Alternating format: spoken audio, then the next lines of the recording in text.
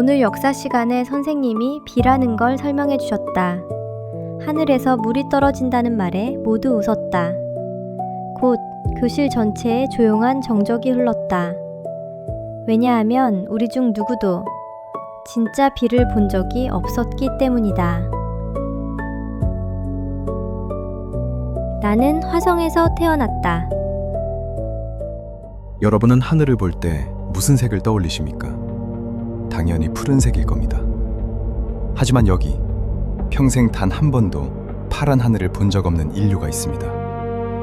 우리는 그들을 화성산 인류 혹은 M세대라고 부릅니다. 지구의 환경오염과 자원 고갈로 시작된 화성 테라포밍 프로젝트.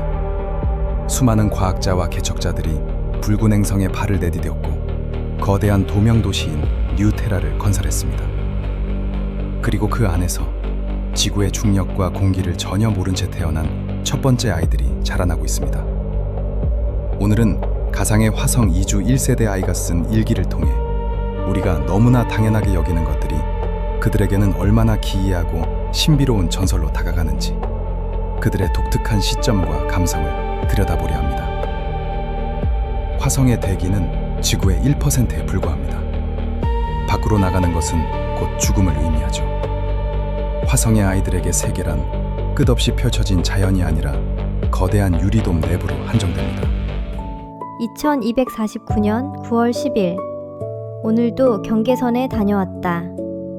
돔의 끝, 차가운 유리벽에 손을 대면 진동이 느껴진다. 저 밖에는 바람이라는 게 불고 있다고 선생님이 말했다. 유리벽 너머는 온통 빨갛고 윙윙거리는 괴물 같다. 지구에서 온 어른들은 가끔 저 밖을 보며 슬픈 표정을 짓지만 나는 무섭기만 하다. 내 세상은 이 투명한 벽 안쪽이 전부니까. 나는 돔 밖으로 나가고 싶지 않다. 왜 어른들은 자꾸 밖을 개척해야 한다고 말하는 걸까? 이 아이들에게 자연이라는 개념은 완전히 다릅니다. 지구인들에게 숲과 바다가 자연이듯 화성의 아이들에게는 정밀하게 통제된 인공기후, 산소 발생기의 규칙적인 기계음, 그리고 LED로 구현된 인공태양이 자연입니다. 지구인들에게 갇혀있는 느낌을 주는 이 돔이 아이들에게는 세상에서 가장 안전한 어머니의 품과 같은 존재인 것입니다. 2149년 10월 3일 학교 끝나고 친구들이랑 저중력 체육관에 갔다. 지구 애들이 보면 깜짝 놀랄 거다. 우린 4m를 한 번에 점프할 수 있고 공중제비도 엄청 오래 돈다. 오늘 준호가 벽을 차고 천장까지 날아갔다가 선생님한테 혼났다. 너희 조상들이 목숨 걸고 만든 도시에서 그러면 안 된다. 선생님은 늘 조상들을 강조한다. 화성 개척자들 말이다. 처음 화성에 온 사람들은 좁은 캡슐 안에서 몇 달 동안 우주를 떠돌았고 방사선 때문에 머리카락이 빠졌고 산소 부족으로 동료를 잃기도 했다. 가끔 기록 영상을 보면 이상한 기분이 든다. 그 사람들은 왜 그렇게까지 해서 여기 오려 했을까? 지구가 그렇게 아름다웠다면 왜 떠난 거지? 화성의 중력은 지구의 약 38%입니다. 화성에서 태어난 아이들은 유전자 치료와 특수 영양제를 맞으며 자라지만 그들의 신체는 지구인들과 다르게 발달했습니다. 뼈는 얇고 길며 키는 훌쩍 큽니다. 지구의 잣대로 보면 연약해 보일지 모르지만 화성에서는 가장 완벽하게 진화한 신체입니다. 2249년 10월 21일 역사책에서 바다라는 걸 배웠다. 소금물이 끝이 안 보일 정도로 모여있는 곳이라고 한다. 우리 도시에서는 물 1리터가 엄청 중요하다. 숨에서 나온 수증기까지 다시 모은다. 그런데 지구에는 물이 하늘만큼 있었다고 한다. 홀로그램으로 파도가 치는 소리를 들려주셨는데 무서워서 귀를 막았다. 그 거대한 물이 나를 집어삼킬 것만 같았다. 지구는 너무 위험한 행성이다. 우리에게는 낭만적이고 아름다운 바다가 화성 아이들에게는 코스믹 호러처럼 다가갑니다. 물이 통제되지 않고 스스로 움직이며 산맥을 깎아낸다는 사실은 모든 것이 완벽하게 계산된 돔 안에서 자란 아이들에게는 상상하기조차 힘든 원시적이고 두려운 현상일 뿐입니다. 2249년 11월 2일. 오늘 처음으로 지구 중력 검사를 받았다. 화성에서 태어난 아이들 중 대부분은 지구 중력을 견디지 못한다. 우리 몸은 이미 화성에 맞춰 성장했기 때문이다. 뼈는 더 가볍고 심장은 약간 다르게 발달했고 근육 구조도 지구인과 차이가 난다. 의사 선생님 말로는 내가 지구에 가면 몇 분 걷지도 못할 수도 있단다. 이상하다. 인류는 지구에서 태어났는데 이제는 지구에서 살 수 없는 인간이 태어나고 있다. 엄마는 그 말을 듣고 한참 아무 말도 안 했다. 지구인들이 화성에 적응하기 위해 고통스러운 훈련을 받는 동안 이 아이들은 화성의 낮은 중력을 자유로 여깁니다. 하지만 동시에 이것은 잔인한 선고이기도 합니다. 이들은 태어나는 순간부터 조상의 고향인 지구에 영원히 발을 들일 수 없는 신체적 운명을 짊어지게 된 것입니다. 2249년 12월 25일. 오늘은 푸른 하늘 축제였다. 1년의 하루, 돔 천장 전체에 옛 지구 하늘을 투영하는 날이다. 아이들은 다 누워서 가짜 하늘을 본다. 흰 구름이 떠다니고 파란 빛이 천장 끝없이 펼쳐진다.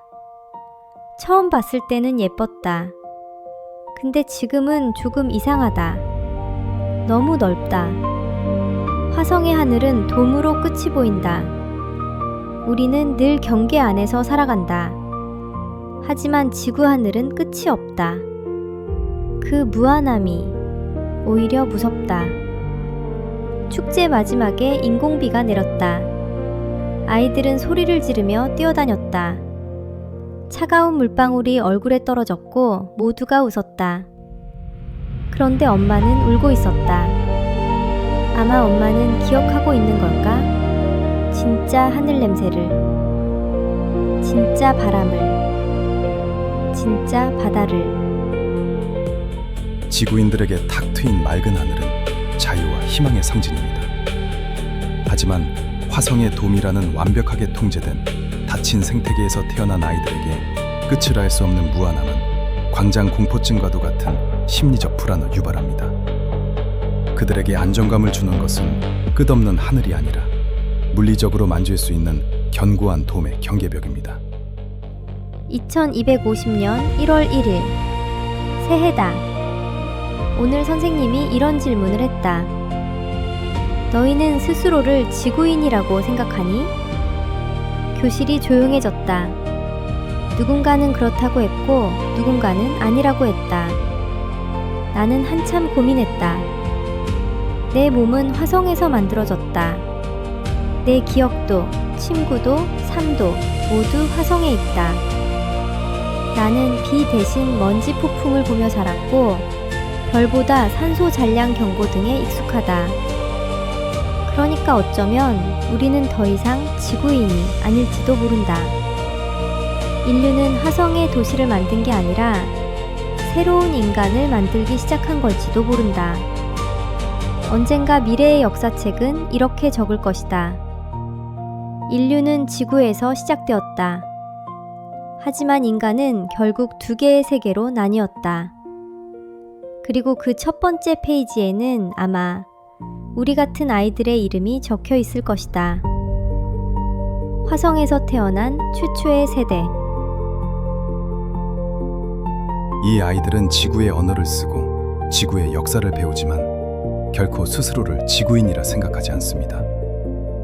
1세대 아이들이 사춘기를 겪으며 가장 크게 부딪히는 것은 정체성의 혼란입니다.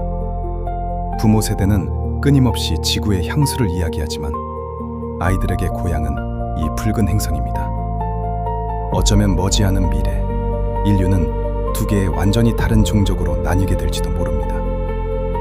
푸른 하늘 아래 무거운 중력을 견디며 살아가는 지구인과 붉은 하늘 아래 유리돔 속에서 가볍게 도약하는 화성인으로 말입니다. 그때가 오면 지구의 역사책에는 화성이 개척지로 기록되겠지만 화성의 역사책에는 지구가 그저 신화 속의 옛 고향으로 기록되지 않을까요? 여러분이 만약 화성에서 태어난 첫 번째 인류라면 일기장 첫 페이지에 어떤 문장을 적고 싶으십니까? 지금까지 기묘하고 신비로운 세계를 탐구하는 그공XX였습니다. 영상이 흥미로우셨다면 구독과 좋아요 부탁드리며 여러분의 상상력을 댓글로 남겨주세요.